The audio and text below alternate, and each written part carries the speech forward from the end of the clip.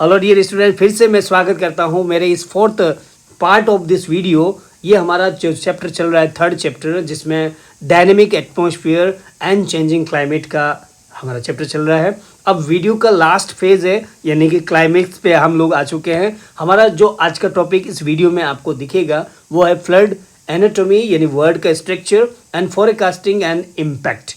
तो ये डिटेल में हम लोग बात करने वाले हैं यहाँ पे। So flood occur when land is undated, inundated,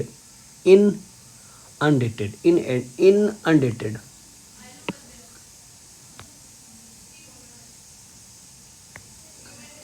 So floods occur when land is inundated with water due to different factors, causes, जैसे कि heavy rain होना, overflow होना रिवर का, साइक्लोन का, सुनामी आना, और साथ साथ में जो हमारे ग्लेशियर है, बर्फ़ के पहाड़, ये अगर मेल्ट होते हैं तो भी आपके फ्लड आ सकता है। तो फ्लड आने का वजह आप देख रहे हो, तो ये सारे की सारी वजह है।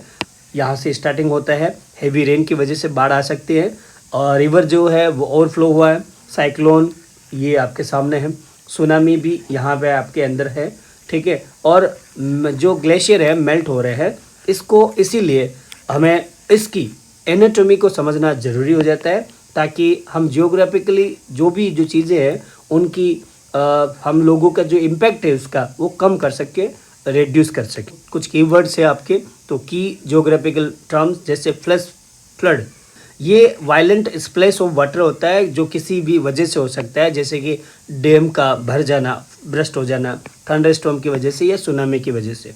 ड्रेनेज बेसिन एक ऐसा एरिया होता है जो ड्रेन होता है वाटर ऑफ रिवर से।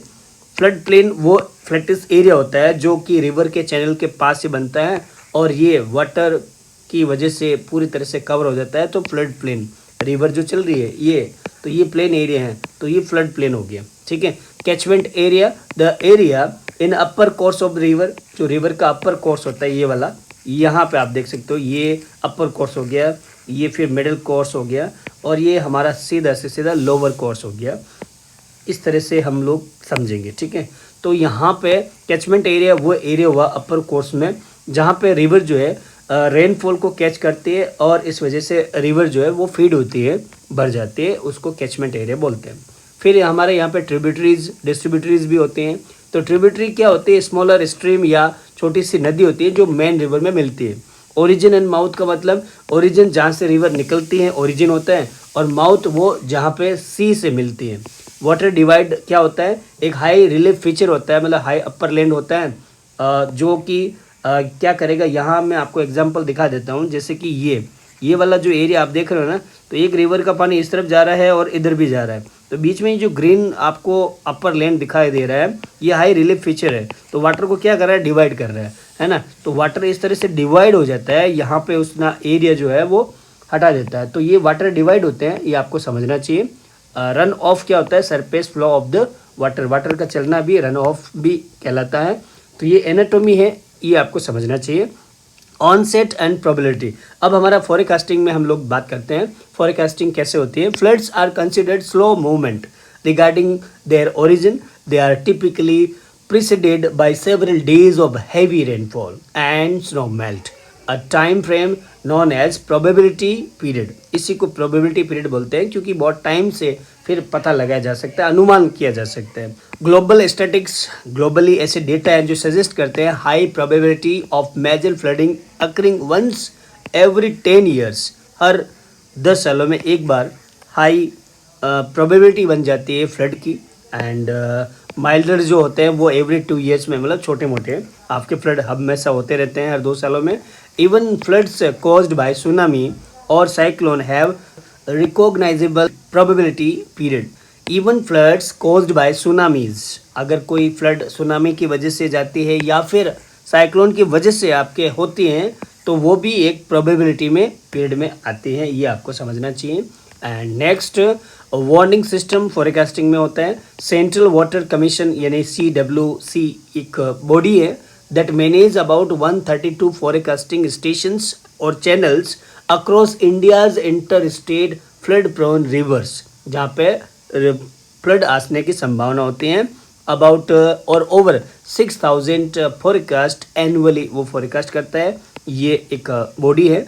ये क्या क्या करते हैं, तो हाइड्रोग्राफ्स दीज चार्ट्स शो, ये जो हाइड्रोग्राफ, ये जो चार्ट है ये बनाए जाते हैं ताकि ये लेग टाइम बताते हैं कि भाई कब कितनी जो है फ्लड आने की संभावनाएं हैं, ठीक है ना। तो ये आपको पता होना चाहिए। ये आपको सामने ही यहाँ दिखाई दे रहा है, ये जो चीज़ें हैं वो आपके चार्ट है जिससे हमें पता चलता है कि कहाँ पे मुसीबत होने वाली है फ्लड की या प्रॉब्लम होने वाली, तो हाइड्रोग्राफ बनाए जाते हैं।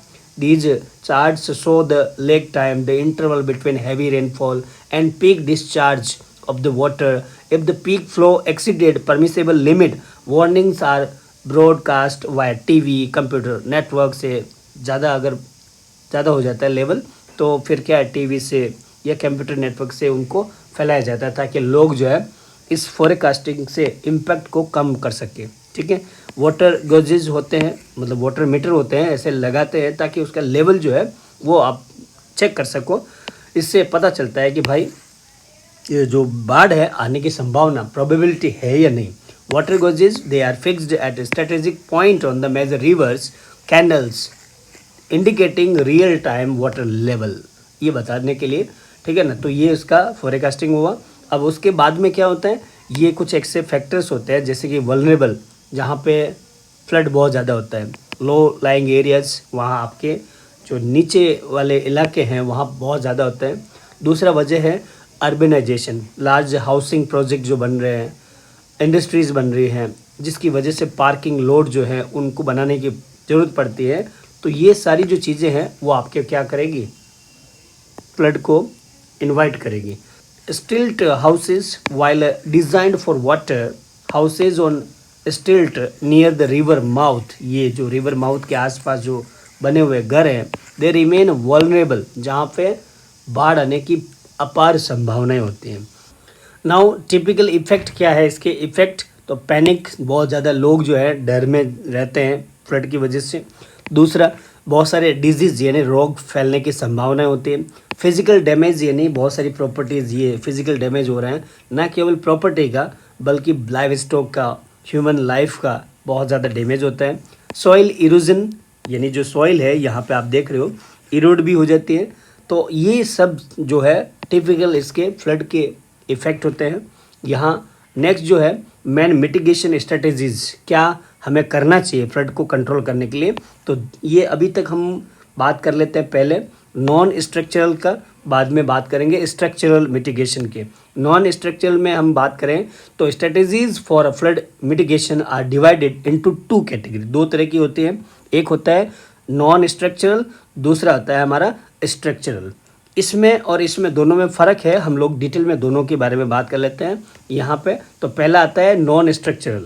अब नॉन स्ट्रक्चरल में कौन कौन सी ऐसे स्ट्रेटजीज़ को फॉलो करना पड़ते हैं, दीज स्ट्रेटजीज़ जो कि नॉन स्ट्रक्चरल है, focus on the planning, mapping and management to reduce the impact of flood without building physical barrier. Physical barrier ना बना के, स्ट्रक्चर नहीं बना के, इसमें क्या करेंगे, मैपिंग करेंगे कि यहाँ बाढ़ आने की संभावना है, तो वहाँ पे पहले क्या कर देंगे, लोगों को वहाँ अलाउ नहीं करेंगे, है ना, डेटाबेस तैयार कर देंगे, लैंड यूज़ कंट्रोल करेंगे। तो वो भी एक तरीका है नॉन स्ट्रक्चरल मिटिगेशन का। फिर तीसरा क्या है, फैसिलिटी लोकेशन, क्रिटिकल इंफ्रास्ट्रक्चर जैसे कि हॉस्पिटल है, they should be built in elevated higher, जो आपकी ज़मीन है वहाँ बनने चाहिए ताकि वो सेफ रहे। फोरकास्टिंग एंड वार्निंग सिस्टम भी नॉन स्ट्रक्चरल मिटिगेशन में आता है, ये हम इनेबल करेंगे ताकि ये इन्हेंस्ड फैसिलिटीज़ लोगों को प्रिडिक्शन दे सके, वार्निंग दे सके, उनकी लाइफ को बचाया जा सकता है। अब स्ट्रक्चरल में क्या है कि यहाँ स्ट्रक्चर बनाएंगे हम लोग, उसमें कुछ फिजिकल स्ट्रक्चर हमें बनाने की ज़रूरत होती है। जैसे वाटर फ्लो जो है बहुत ज़्यादा फास्ट होता है अलग अलग चैनल्स में, ठीक है, लेकिन मेंडर में आपके कम रहता है। मेंडर्स यानी कि जहाँ पे प्लेन एरिया होता है, और हिल्स या हिली वाले रीजन में बहुत ज़्यादा स्पीडी होता है, तो उसको कंट्रोल करना पहले हमारी प्रायोरिटी होनी चाहिए। और वो कैसे होगी, तो उसके लिए हमें डैम्स वगैरह या आर्टिफिशियल ऐसे कुछ चीज़ें बनानी होती हैं ताकि वाटर का फ्लो रोका जा सकता है। आपके सामने यहाँ पे दिखाई दे रहे हैं, these are the artificial embankment constructed to direct the flow of the water. Hydrography is also use to understand river behaviour, कि किस तरह से पानी का जो बिहेवियर है वो चेक करने के लिए हाइड्रोग्राफ हमने अभी बात किया, वो भी बनाए जाते हैं। ये इंजीनियर्स को बताते हैं कि स्ट्रक्चर किस तरह से आपके फ्रेम करने चाहिए, पानी का डाइवर्जन किस तरह से करना चाहिए, तो वो सारी रणनीति स्ट्रक्चरल में आती हैं। इसके अलावा this combines engineering with non structural strategies by embarking specific flood tract, जैसे कि फ्लड प्रूफिंग मेजर्स हमें करने चाहिए, आर्टिफिशियल रिजर्वोयर्स बनाने चाहिए। They should be built in flood prone areas with sluice gates to control and divert the water. ये आपको सामने जो दिखाई दे रहा है आर्टिफिशियल एक रिजर्वोयर, ठीक है, इससे वाटर का डायरेक्शन भी और डाइवर्जन भी दोनों हो जाता है। सैंड बैग्स भी they are used as a temporary block to stop और redirect the flow of the water। तो ये हमारी स्ट्रेटजी है। अब हमारा नेक्स्ट जो टॉपिक है वो कार्बन फुटप्रिंट है, जो कि ग्लोबल इश्यू भी है। कार्बन फुटप्रिंट ये क्या है, डिटेल में हम लोग देख लेते हैं। A carbon footprint represent the total volume of green house gas primarily, जिसमें होता है CO2, है ना, ये CO2 लिखा है, ऐसे ही लिखा है, that is released into the atmosphere as a result of human activities. It serves as a measure of our personal or collective contribution to air pollution and global warming। यानी कि हमारे एनवायरनमेंट में CO2 की बहुत ज़्यादा availability carbon footprint का कारण बनती है। ये ह्यूमन एक्टिविटीज़ की वजह से होता है, ये हमें समझना चाहिए। बहुत सारी, जैसे आप ये देख रहे हो यहाँ पे क्या है, व्हीकल्स बहुत ज़्यादा हो रहे हैं फैक्ट्रीज़ की वजह से, ये ह्यूमन एक्टिविटीज़ है ना बहुत सारी, तो उसकी वजह से कार्बन बहुत ज़्यादा बढ़ जाता है, इसी को कार्बन फुटप्रिंट समझते हैं। अंडरस्टैंडिंग एंड मेजरिंग, इसको पहले समझ लेते हैं, फिर इसका मेजरमेंट करते हैं हम लोग।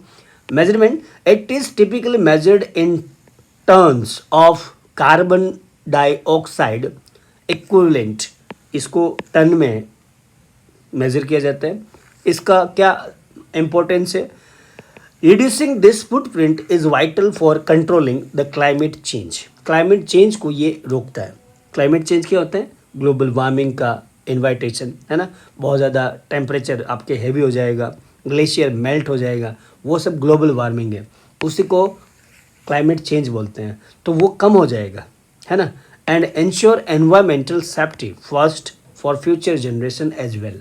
तो ये चीज़ें हमें नहीं करनी चाहिए, अदरवाइज़ ये बहुत ज़्यादा कार्बन फुटप्रिंट बढ़ जाएगा, जिसकी वजह से प्रॉब्लम हमारी होगी। अब यहाँ पे किस वजह से होता है और किस तरह से होता है, ये हम लोग देख लेते हैं। तो carbon footprints originate from individual, community, national activities, जिसमें burning fossil fuels, transportation activities, thermal power generation, industrial process and deforestation, ये है सोर्स, ठीक है।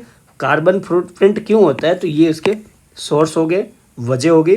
अब हम लोग इसके टाइप की बात करते हैं। एक होता है direct carbon footprint, emission from activities under our immediate control, जैसे कि driving a car, using LPG और burning fuel at our home. घर में जो LPG गैस यूज़ करते हैं उसकी वजह से जो स्मोक होता है और उसकी वजह से CO2 लेवल बढ़ जाता है, तो वो आपके डायरेक्ट हो रहा है। या फिर हम लोग एक कार चला रहे हैं ये, तो उस वजह से क्या हो रहा है, कार्बन बढ़ रहा है, तो वही होता है। दूसरा है इनडायरेक्ट कार्बन फुटप्रिंट, ये होता है ज़्यादातर during the production, manufacturing and transportation of the goods which consume such as clothing, food, electronics. जो भी चीज़ें हैं हम लोग कंज्यूम करते हैं क्लॉथिंग के लिए, फूड के लिए, अब ज़रूरी है, तो इनडायरेक्ट भी हो रहा है, हो तो रहा है ना, तो ये सब लेवल कार्बन फुटप्रिंट होता है, ठीक है ना। अब ये हमने अब तक समझा। अब इसके क्या कॉन्सिक्वेंसेस होते हैं कार्बन फुटप्रिंट के, ऑफ ए हाई लेवल का कार्बन फुटप्रिंट अगर होता है तो क्या इसके रिजल्ट्स होंगे। An elevated carbon footprint lead to severe environmental damage and health regarding issues, बहुत बड़ा प्रॉब्लम होगा, एनवायरमेंट ख़राब होगा, हेल्थ भी लोगों की तबाह हो जाएगी, ग्लोबल वार्मिंग होगा, क्लाइमेट चेंज होगा, हमारे ग्लेशियर्स मेल्ट हो जाएंगे, पोलर में बहुत ज़्यादा जो है हमारे ये पोलर आइस, इसमें भी मेल्टिंग हो जाएगा, और इस वजह से जो हमारा सी है, समुद्र, उसका लेवल बढ़ जाएगा, क्योंकि पानी मेल्ट हुआ वहाँ से, ग्लेशियर वो वहाँ पे आया, इसकी वजह से वहाँ फ्लड होगा, जो बायोडाइवर्सिटी है वो भी हमारे नुकसान में हो जाएगी। रेस्पिरेटरी सिस्टम लोगों का, हेल्थ की प्रॉब्लम भी लोगों की होगी, पॉल्यूशन बढ़ जाएगा। तो ये भी हमारा इसका कॉन्सिक्वेंस है। तो भाई इसको कम करना ज़रूरी है। तो इसीलिए हमें क्या करना चाहिए, स्ट्रेटजीज फॉर द रिडक्शन, कम करने के लिए हमें जितना जो प्रॉब्लम जहाँ से हो रहा है सोर्सेज को बंद करो भाई। Reducing our impact is a shared global responsibility. तो पहली है ट्रांसपोर्टेशन का, पहली रणनीति हमारी कि पब्लिक ट्रांसपोर्टेशन का यूज़ करेंगे। साइकिलिंग, वॉकिंग, ये चीज़ सब चीज़ें करने से आपके कार्बन डाइऑक्साइड ज़्यादा नहीं बढ़ेगा। एनर्जी को सेव करेंगे, इससे भी हमारी जो है कार्बन फुटप्रिंट वो कम होगा। वेस्ट मैनेजमेंट बराबर करेंगे, तो इससे भी जो स्ट्रेटजी है वो फॉलो करने से ये आपके कार्बन डाइऑक्साइड कम हो जाएगा। नेचर, प्लांट्स, नेचुरली हमें क्या करना है, प्लांटिंग करनी चाहिए। Consumption of local and seasonal product, ये सब चीज़ें करने से भी आपके कार्बन फुटप्रिंट कम होते हैं। अब स्टूडेंट का आपका क्या रोल हो सकता है इसमें? Student can be powerful advocate for the environment. कैसे? उन्हें मैसेज स्प्रेड करना चाहिए क्लाइमेट चेंज के इश्यूज़ का, अपनी जो भी ये एनर्जी है उनको सेविंग करने का, इको फ्रेंडली हैबिट जनरेट करने का जो उनका कॉन्सेप्ट है माइंड में वो क्लियर करना चाहिए। पार्टिसिपेट करना चाहिए कम्युनिटी ट्री प्लांटिंग कैंपेन में, ड्राइव में, इससे लोगों में अवेयरनेस आता है। तो बच्चों यहाँ पे हम लोग इस चैप्टर के एंडिंग में आ चुके हैं। आई होप कि आपको ये वीडियो थोड़ा सा लंबा ज़रूर लगा है, बट आपकी अंडरस्टैंडिंग अच्छी सी हुई है। फिर भी अगर कुछ डाउट हो, I invite and I can solve them.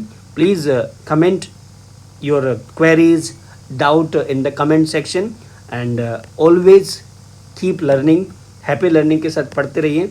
और लाइक एंड सब्सक्राइब आपका रहता है बच्चों, ऑलवेज डू लाइक, ताकि मैं और अच्छे से और बेटर वे में इम्प्रूवमेंट कर सकूं, आपके लिए रिलायबल, ऑथेंटिक और necessary information through your text books, through your environment, ये हम लोग शेयर कर सकें। ठीक है, सो बाय, टेक केयर। मिलते हैं हमारे नए वीडियो में नए चैप्टर के साथ। Take care.